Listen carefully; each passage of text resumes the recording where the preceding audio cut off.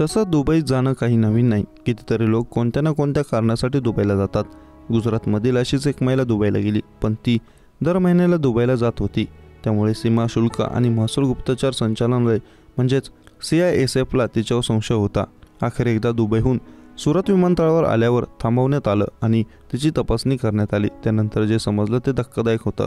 गुजरातमधील पारडी येथील ही महिला गेल्या 4 महिन्यांपासून दर महिन्याला दुबईला जात होती. या महिलेला पकडण्यासाठी ॲडव्हान्स्ड पॅसेंजर इन्फॉर्मेशन सिस्टीम ही विमानतळावर बसवण्यात आलेली.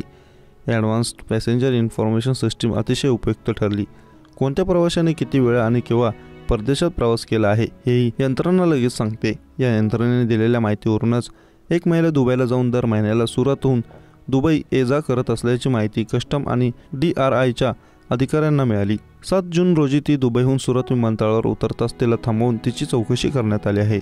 दुबईच्या ट्रिपबाबत तिला कोणतेही समाधानकारक उत्तर देता आला नाही. ती घाबरली. यानंतर तिला एक्स-रे काढायला सांगितला, पण महिलेने नकार दिला. अखेर तिला कोर्टात सादर करून वैद्यकीय तपासणीची परवानगी घेण्यात आली. एक्स-रे रिपोर्टमध्ये महिलेच्या प्रायव्हेट पार्टमध्ये 2 कॅप्सूल सापडल्या, ज्यात सोनं होतं.